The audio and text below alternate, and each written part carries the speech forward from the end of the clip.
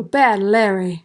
In last episode of X Factor 1989, we saw our heroes dispersed. Beast was taken or left with the Reject group along with Marvel Girl, while Archangel and Iceman were taken by the Chosen group along with baby Nathan Christopher.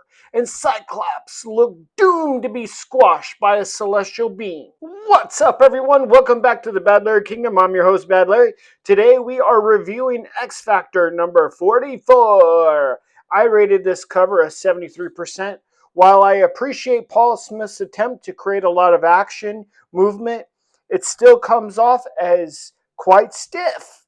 This issue is also part 2 of Judgment War, which is not really a big deal, but part 1 was last episode, issue number 43. Now, let's see if our boy Cyclops really gets squished by this giant celestial. As Cyclops blasts the gigantic foot that's about to kill him, he calls out for his teammates. No response from either attempt. He better move quick! He snaps his head around and starts blasting downwards. It's his only option. The celestial lands on the ground with the power of an earthquake. Did Cyclops make it? The landing celestial causes everyone to scatter. The Reject group allows Beast to go with them because he looks freaky like them. Marvel Girl is like a trophy of war for now. She's knocked out. Typical. Beast is cautious with the one-eyed lady warrior. Her name is Zarka, remember? And Beast is trying to ease into the conversation that he and his friends are not from around these parts. But Zarka just thinks Beast is suffering from some head trauma at this point. The Rejects' lifestyle seems tribal. They come back from the battle, they toss their dead in a heap, they hug their kin, and seethe in their hatred for the Chosen. Then they have some beer and some food and start having a party.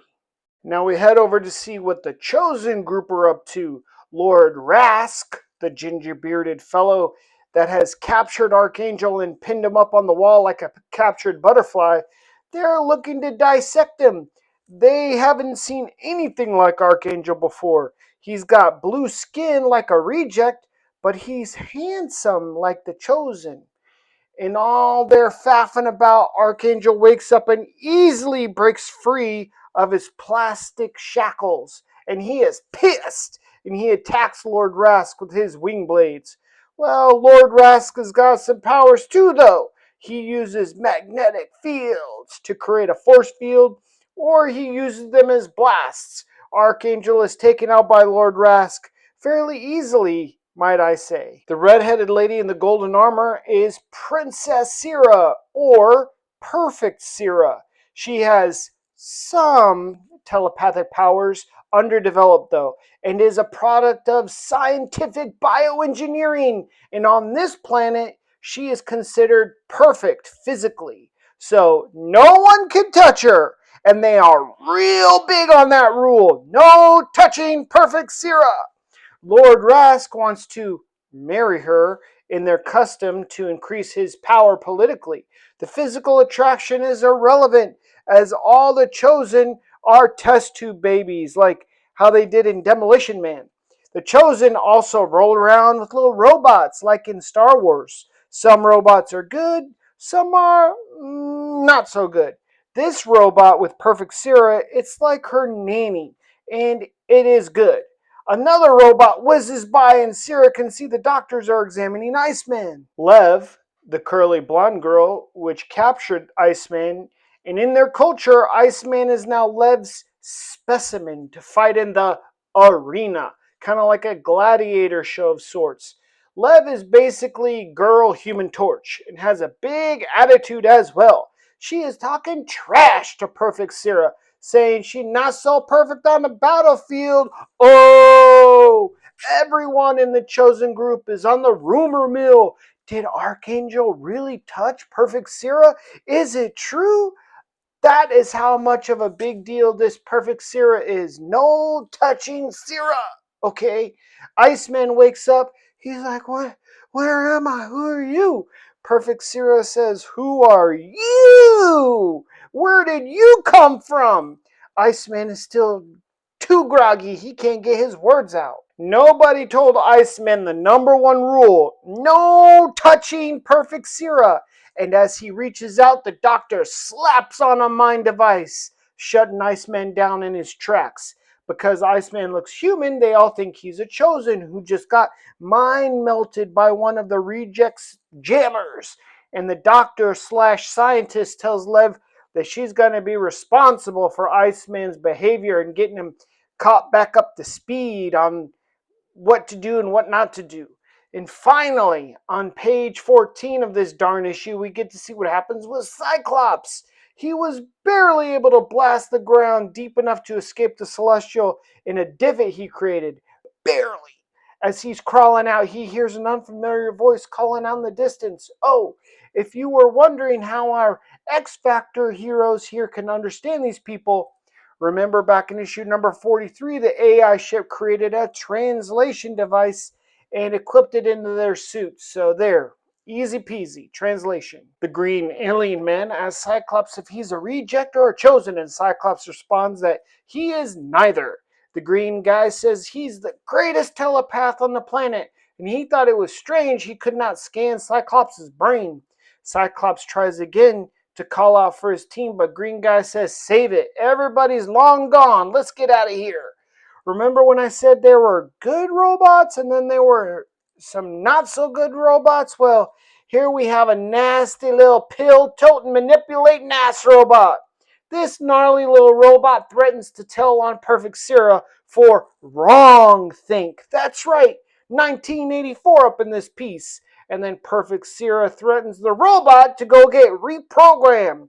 So the robot backs off a bit and offers Sierra some candy, aka some mind control pills to make her feel better. Okay.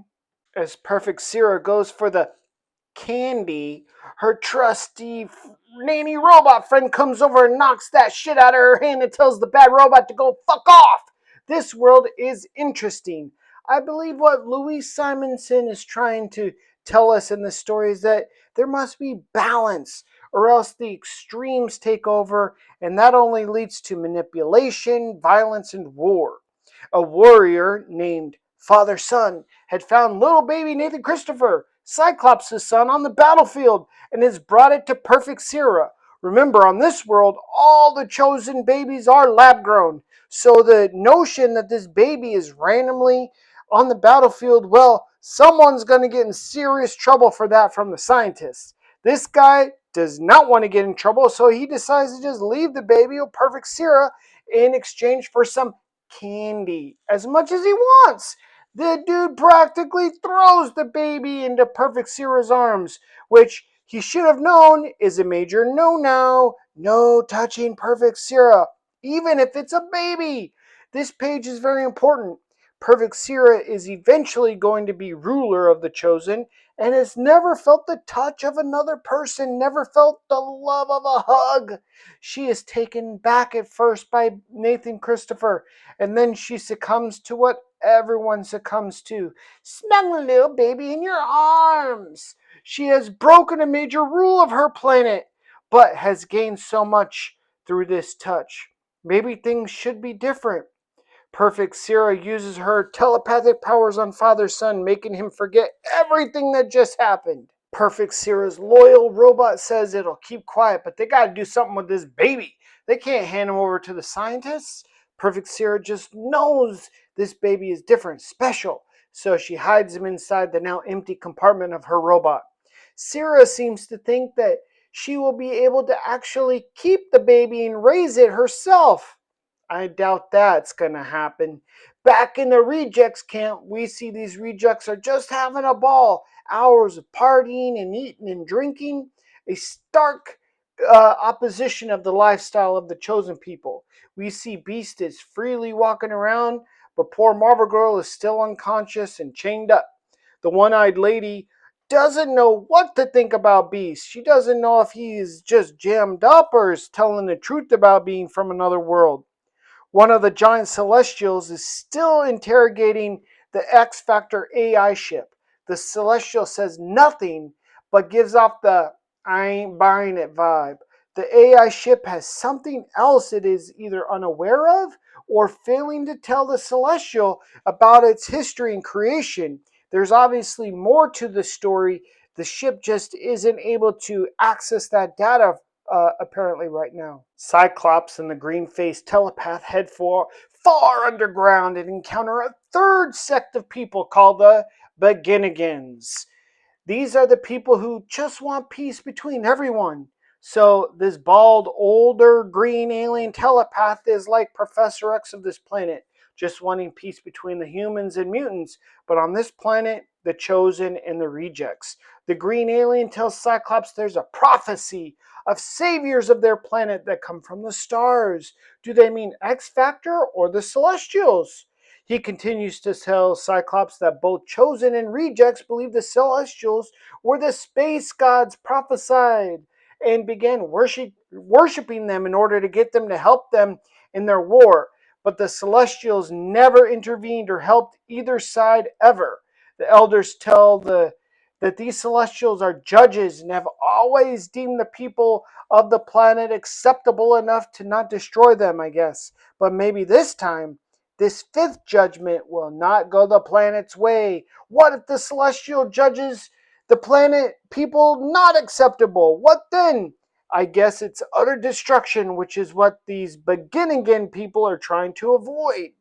This issue was interesting. It has deep meaning that should be interpolated as a mirror of extremist behavior on our planet.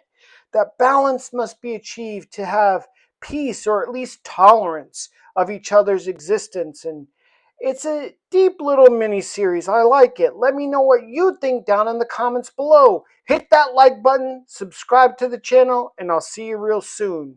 Peace.